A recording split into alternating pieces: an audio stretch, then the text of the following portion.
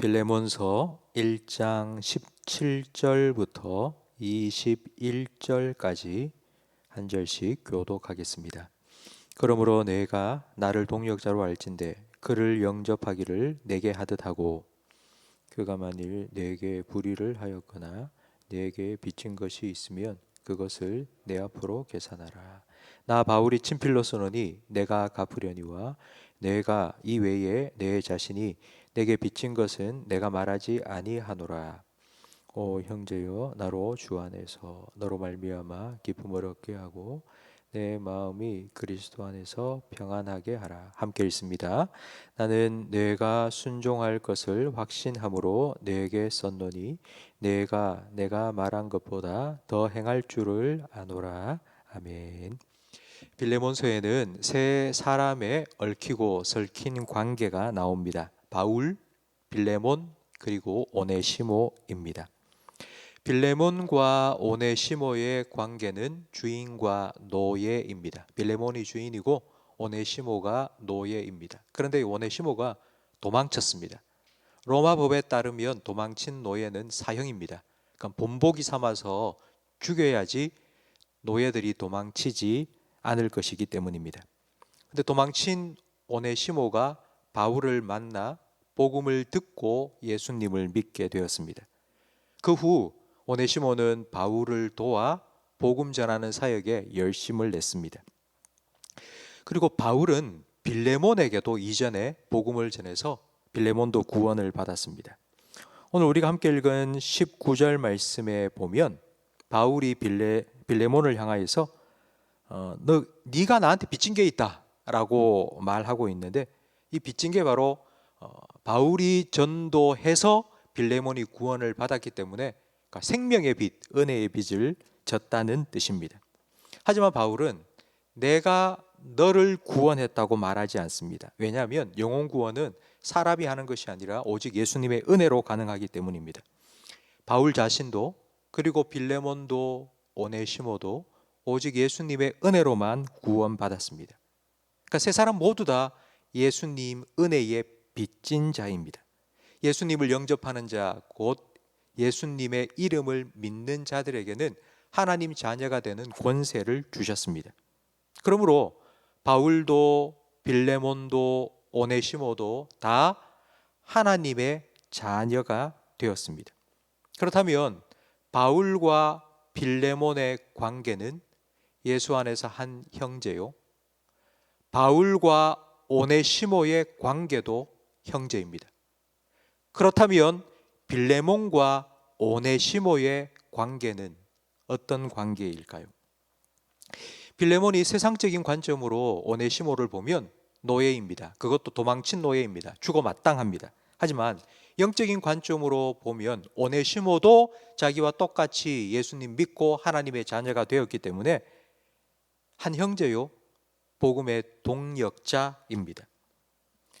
그래서 바울은 빌레몬에게 오네시모를 바라보는 너의 관점을 바꾸라고 부탁한 것입니다.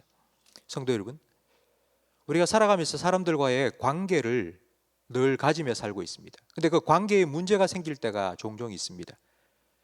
관계의 문제는 관점이 바뀌어야지 해결될 수 있습니다. 네가 바뀌어야지 바뀌는 게 아니고 내가 그 사람을 보는 관점이 바뀌어야지 관계의 문제는 해결됩니다. 인간적인 관점으로 서로를 보면 생판 남남입니다. 같은 게 하나도 없습니다. 내 스타일이 아니고 그냥 세상에서 만났다면 말도 섞지 않을 그런 사람입니다. 하지만 함께 교회에서 만나서 예수님 믿고 한 분 하나님을 아버지로 모시고 형제 자매가 되어서 하나님을 섬기며 살아가고 있습니다. 예수님을 믿는다는 건 우리의 관점이 바뀐 것입니다. 그냥 내가 예수 믿고 천국 가지, 이게 예수 믿는 게 아니고요. 예수님을 믿었다는 건 우리의 생각이, 우리의 관점이 완전히 바뀐 것입니다. 만약 바울이 이 빌레몬서에 기록한 대로 빌레몬이 오네시모를 용서하고 용납해 준다면 그건 빌레몬이 진짜 예수님을 믿기 때문이고 예수님의 은혜를 확실하게 경험했기 때문입니다. 용서하지 못하고 용납하지 못했다는 건 그런 예수님의 은혜를 경험한 적이 없다는 뜻이고 그런 예수님을 믿지 않는다는 의미가 될 수 있습니다. 그래서 21절 말씀에 바울이 이렇게 말합니다. 나는 내가, 바울은 빌레몬이 자기가 편지에서 보낸 것대로 순종할 것을 확신한다고 말합니다. 왜 이런 확신을 가지느냐 하면 빌레몬이 분명히 예수님을 믿고 예수님의 은혜를 경험한 사람이라고 확실히 알고 있기 때문입니다. 빌레몬은 반드시 오네시모를 용서하고 용납해야 합니다. 왜냐하면 한 가지 더 중요한 이유가 있는데요. 빌레몬은 자기 집을 성도들이 함께 모여 예배드릴 수 있는 예배 처소로 제공했기 때문입니다. 빌레몬의 집에 모여서 주일마다 예배드렸던 성도들은 빌레몬과 오네시모의 관계에 대해서 잘 알고 있었습니다. 오네시모가 바울이 써준 이 빌레몬서 편지를 들고 다시 빌레몬에게 돌아왔을 때에 성도들은 수근수근 거렸을 겁니다. 빌레몬이 어떻게 하지? 과연 빌레몬은 저 오네시모를 어떻게 할까? 이게 성도들의 초미의 관심사였습니다. 여러분 어떻게 했을까요? 그 빌레몬의 집에 함께 모여있는 성도들, 그 교회 안에 어떤 일이 일어났을까요? 탕자 비유와 똑같은 일이 일어났을 겁니다. 돌아온 탕자를 받아준 아버지처럼 빌레몬은 오네시모를 받아주었을 것입니다. 그리고 그 다음 주일날 성도들이 다 함께 모여서 예배를 드리고 예배를 마치고 난 후에 갑자기 빌레몬이 제가 오늘 잔치를 준비했습니다. 그러면서 음식을 막 꺼내놓고 우리 함께 먹고 즐깁시다. 그러다가 갑자기 오네시모를 나오라고 하면서 잃었던 내 형제를 내가 다시 얻었다고 그 모든 성도들이 보는 앞에서 그를 꼭 안아주었을 것입니다. 성도들은 너무너무 기뻐하면서 오네시모를 환영했겠죠. 그런데 그 성도들 중에 큰아들과 같은 마음을 품은 사람들이 몇몇 있었을 겁니다. 아니, 이런 식으로 일 처리하면 안 되지. 도망친 노예는 죽여야 돼. 신앙은 신앙이고 일은 일이잖아. 이런 식으로 넘어가? 무조건 용서해줘? 앞으로 세상 난리 날 거야. 절대 이러면 안 돼. 라고 생각하는 사람도 아마 한둘쯤은 있지 않았겠습니까? 여러분, 큰아들은 가출한 적이 없습니다. 아버지하고 늘 같이 살았습니다. 그런데도 그는 아버지의 사랑을 한 번도 경험한 적이 없습니다. 저는 우리 교회에는 이런 큰아들과 같은 마음을 품은 사람이 단 한 사람도 없으면 좋겠습니다. 다들 빌레몬처럼 예수님의 은혜 깊이 경험하고 그래, 예수님이 나를 사랑하고 용서해 준 것처럼 나도 그렇게 사랑해야지, 용서해야지, 용납해야지, 은혜의 빚진 자의 마음을 다 갖기를 간절히 바랍니다. 하나님의 관점으로, 예수님의 시선으로 서로를 바라볼 수 있기를 바랍니다.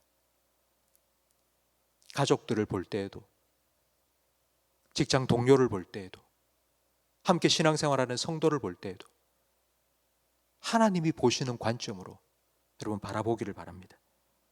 예수님께서 우리를 용서해 주신 것처럼 우리도 상대방의 잘못과 허물을 자꾸 들추어내는 것이 아니라 덮어줄 수 있기를 바랍니다. 예수님께서는 우리에게 새 계명을 주셨습니다. 우리를 구원해 주시고 하나님 자녀 삼으시고, 그리고 이제 이 계명은 네가 꼭 지켜야 된다 하시면서 새 계명을 주셨는데, 그 새 계명은 바로 이것입니다. 내가 너희를 사랑한 것처럼 너희도 서로 사랑하라. 이 새 계명을 잘 지킴으로 여러분의 가정이 천국과 같고 우리 교회가 천국과 같은 그런 기쁨이 날마다 넘치기를 주님 이름으로 축원합니다. 기도하겠습니다. 하나님 아버지,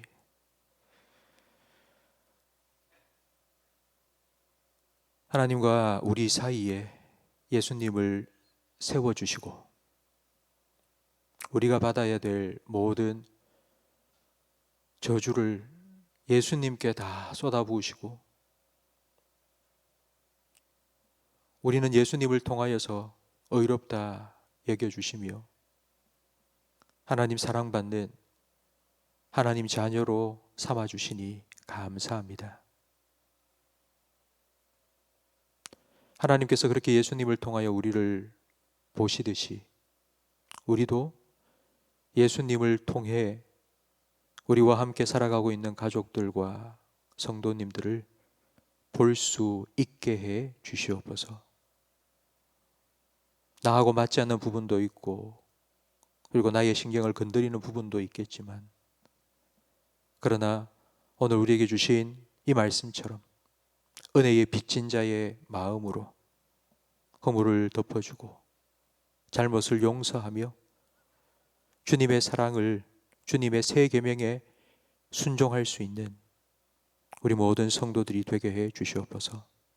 그리하여서 우리 성도들의 가정도 그리고 우리 교회도 주님의 은혜가 날마다 넘쳐나며 그 은혜로 인한 기쁨이 날마다 넘쳐나는 천국과 같은 곳이 되게 해 주시옵소서.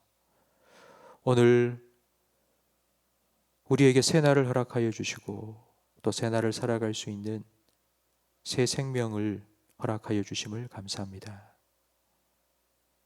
하나님께서 연장해 주신 하루, 하나님께서 또 어떤 새 일을 우리를 위해 행하실지 기대하며 기도하는 우리 모든 성도들에게 하나님 은혜를 베푸시사 오늘 하루가 우리 성도들의 삶의 최고의 날이 되게 해 주시옵소서. 예수님 이름으로 기도합니다. 아멘.